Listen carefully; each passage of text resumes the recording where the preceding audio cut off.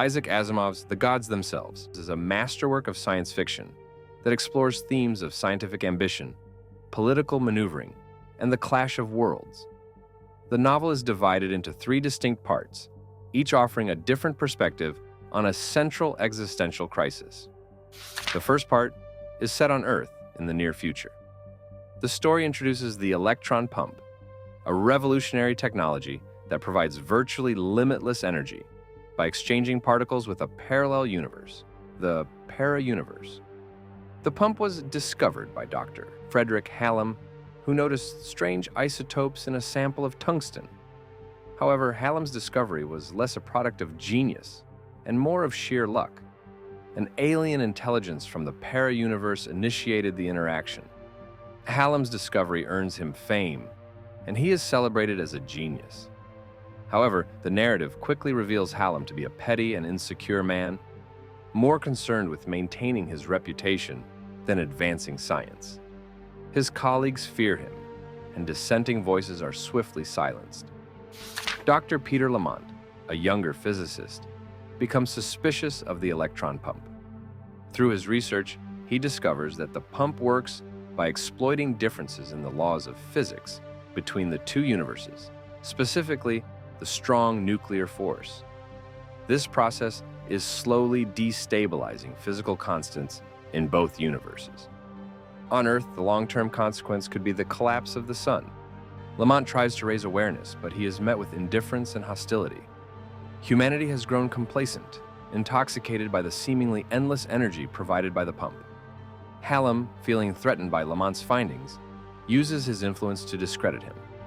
The scientific community, bound by bureaucratic inertia and self-interest, refuses to entertain the possibility of disaster. Through Lamont's struggle, Asimov critiques the politics of science, the dangers of unchecked ambition, and humanity's tendency to prioritize short-term gains over long-term survival. The second part shifts dramatically to the para-universe, where the beings and their society are utterly alien. The para-universe is governed by different physical laws, and its inhabitants are composed of pure energy, existing in a state of flux. The story focuses on a triad of beings: Odin, the rational and intellectual member of the group; Trit, the procreative and instinct-driven one, responsible for physical labor and ensuring the triad's continuity; Dua, the emotional and intuitive being, whose role is often dismissed as ancillary or overly sensitive. The triad must work together to achieve harmony, particularly during reproduction, a process vital to their species' survival. Dua is the central figure in this section. Unlike Odin and Trit, she is deeply curious and questions the purpose of their existence and their reliance on the electron pump. As she investigates, she discovers that the pump benefits their universe by stabilizing its physical laws at the expense of Earth's universe.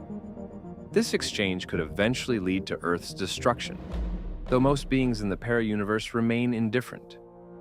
Dua's rebellion against her triad and her society highlights her individuality and courage. She defies Odin's rationality and Trit's practicality, seeking to understand the true consequences of the pump. Her journey is both a personal awakening and a larger metaphor for the ethical dilemmas of technological progress. In the climax of this section, Dua attempts to sabotage the pump, but her efforts are thwarted. Her actions, though unsuccessful, spark a deeper awareness in Odin and Trit, suggesting the possibility of change. The third and final part returns to humanity but shifts the setting to the moon. By this time, the moon has developed into a semi-independent colony with its own unique culture.